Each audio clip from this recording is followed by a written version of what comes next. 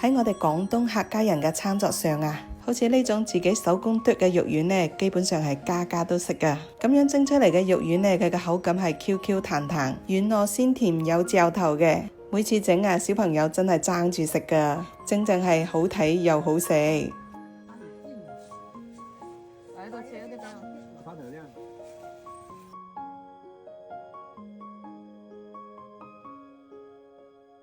我哋做肉丸呢，一般都係選擇呢啲梅頭肉嘅，因為梅頭肉呢，佢有肥有瘦，食起身呢啲肉又唔柴喎，剁肉丸呢就最好食噶啦。我哋準備嘅配菜有邊啲呢？呢個呢係泡發好嘅冬菇，咁呢已經切成咗粒噶啦，仲有切好嘅蔥花，仲有呢個呢就係紅蘿蔔，都係切成粒啦。咁呢仲有一包呢個食用嘅木薯粉。首先呢，我哋先嚟剁豬肉。想要啲肉丸口感好呢，我哋就勤力啲，用手工嚟剁，咁樣剁出嚟啲口感好好多噶。剁成咁樣嘅，有少少肉粒狀呢，就更加好食啲嘅。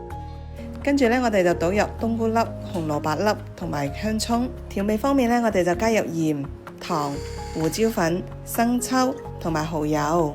做肉丸呢，就肯定係少唔到澱粉噶啦。咁呢，今日我用到嘅係呢個木薯澱粉。喺梅州嗰帶啊，客家人呢係專門用木薯粉嚟做肉丸嘅。因為呢，木薯粉做出嚟嘅肉丸呢，特別 Q 彈軟糯，口感係好好食噶。加入2殼嘅木薯粉，跟住呢，我哋就將佢揸拌均勻，揸拌至好似咁樣嘅黏稠狀態呢就得啦。呢個木薯澱粉啊，好純正嘅。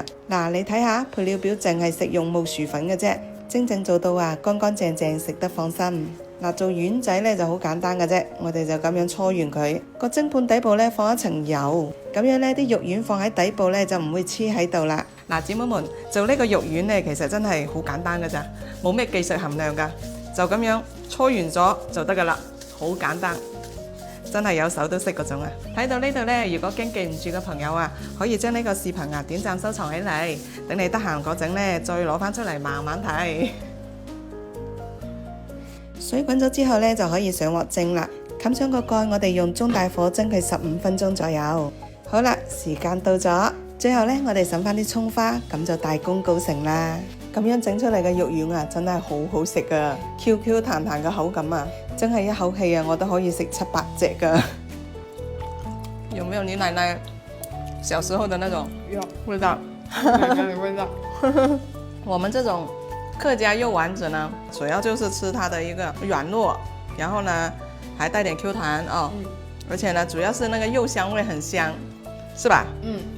肚子餓的時候吃這個真的過癮，很滿足。像這樣的肉丸呢，平時家裡來客人我就很喜歡做，因為呢這樣一端上桌，不僅顏值好看，然後呢還好吃，大家都會誇它好吃。